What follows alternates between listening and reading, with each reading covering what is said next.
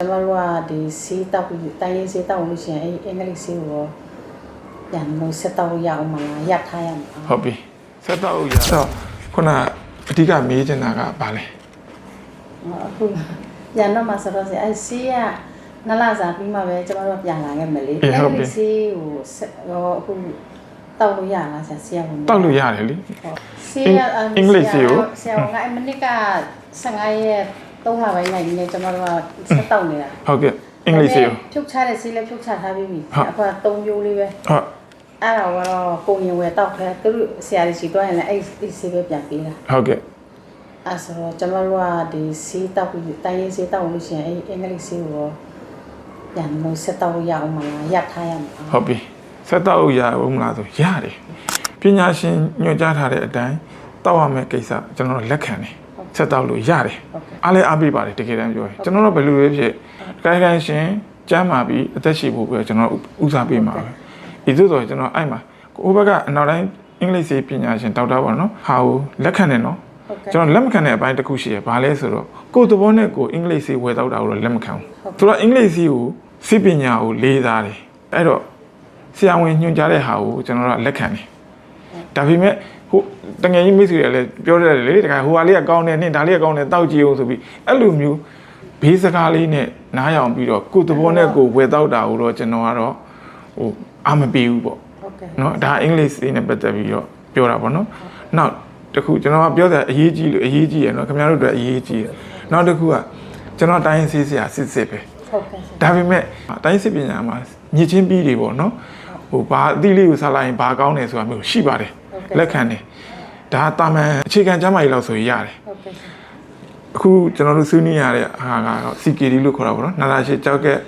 ကျွန်တော်တို့ကဆွေးနွေးရမှာလေကုသနေရတယ်ဆိုတော့ CKD ပေါ်မှာတော့ကျွန်တော်မြစ်ချင်းပြီးတွေတောက်တာကိုကျွန်တော်လုံးဝလက်မခံကျွန်တော်မကြိုက်ဘူးပေါ့ပြောရင်မြစ်ချင်းပြီးဆိုတာဟိုအမြင့်ပြုတ်ပြီးတောက်တာဟိုအသီး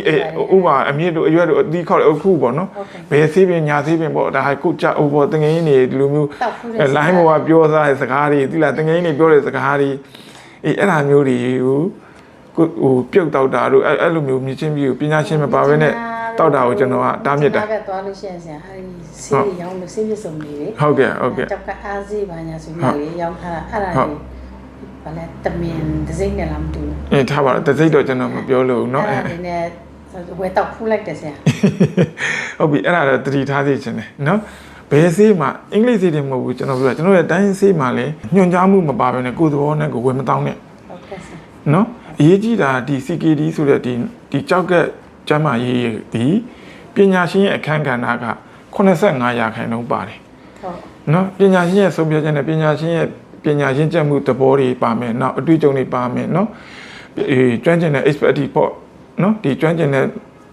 skill တွေပါမယ်ပြီးတော့ဒီသူ့ရဲ့ချင့်ချိန်နိုင်တဲ့စွမ်းရည်တွေလည်းပါတယ်အဲ့ဟာတွေအဓိကကိုယ့်ရဲ့ကျမ်းမာရေးကိုထူထောင်ပေးမှာကျွန်တော်ဒါကိုအရင်အရေးကြီးလို့ပြောတာเนาะအင်္ဂလိပ်စီပဲဖြစ်ဖြစ်ဗမာစီပဲဖြစ်ဖြစ်ကျွမ်းကျင်ပညာရှင်ပါတယ်ဆိုရင်ကျွန်တော်လက်ခံတယ်ကျွမ်းကျင်ပညာရှင်များပါဘဲနဲ့သုံးမဲ့စီတွေဆိုတာတော့ကျွန်တော်လက်မခံဘူ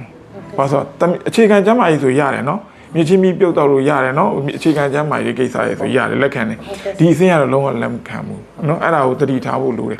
အဲ့ဒါနံပါတ်1စီးပွားတွေနဲ့ဆိုင်တဲ့အကြောင်းချင်းဟာတစ်ခုနောက်တစ်ခုကလည်းအရန်ရေးကြီးတယ်နောက်တစ်ခုကဒီကြောက်ကရဲ့စွမ်းရည်ကျလာတယ်ဆိုတာက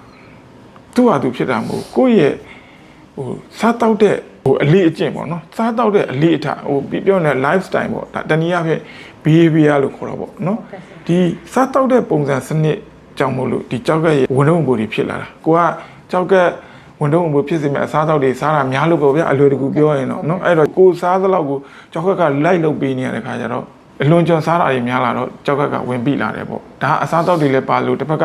ကစီးဝါးဆိုတဲ့ဟာတွေပေါ့နော်စီးဝါးတွေရဲ့ side effect တွေလည်းဘီထွက်ဆူချိုးကြီးလည်းရှိတယ်အဲ့ဒါကြောင့်စီးဝါးတွေရဲ့ဘီထွက်ဆူချိုးကိုချင်းချင်းနိုင်မှုကပညာရှင်အခန်းကဏ္ဍလိုတယ်အဲ့ဒါကြောင့်ဟိုးတုန်းကကိုယ်သဘောနဲ့ကိုယ်ဝေသောက်ခဲ့တာတွေရှိကောင်းရှိမှာပေါ့နော်ဒါကျွန်တော်တို့အသက်50ကျော်အေးအဲ့လိုမျိုးတွေပေါ့နော်ကိုယ်သဘောနဲ့ကိုယ်ဝေသောက်တာတွေကဒီစုပုံလာတယ်ပေါ့နော်ခန္ဓာကိုယ်ထဲမှာပြီးတော့ဓာတုတွေကဟိုစုပုံလာတယ်စုပုံလာတော့ဒီကြောက်ကပို့ပြီးတော့ဝန်ထုတ်ဝန်ပို့တွေဖြစ်လာတယ်ကြောက်ကတွေမဟုတ်တော့တကယ်တမ်းအသေးရလည်းလောက်ရတယ်နော်အသေးလည်းထိခိုက်တယ်တကယ်တမ်းနော် အဲ့ဒါတွေကိုကျွန်တော်ကဒါ knowledge နေနဲ့ဒါအထူးသဖြင့်ကျွန်တော်တာဝန်ယူထားတဲ့မိသားစုတယောက်အနေနဲ့ကျွန်တော်ပြောတာနော်တိကျကျကိုပြောရနော်ကိုယ်တော်နဲ့ကိုပညာရှင်အခန်းကဏ္ဍမပါဘဲနဲ့မြည်သည့်စီမှာမသုံးပါနဲ့တော့နော်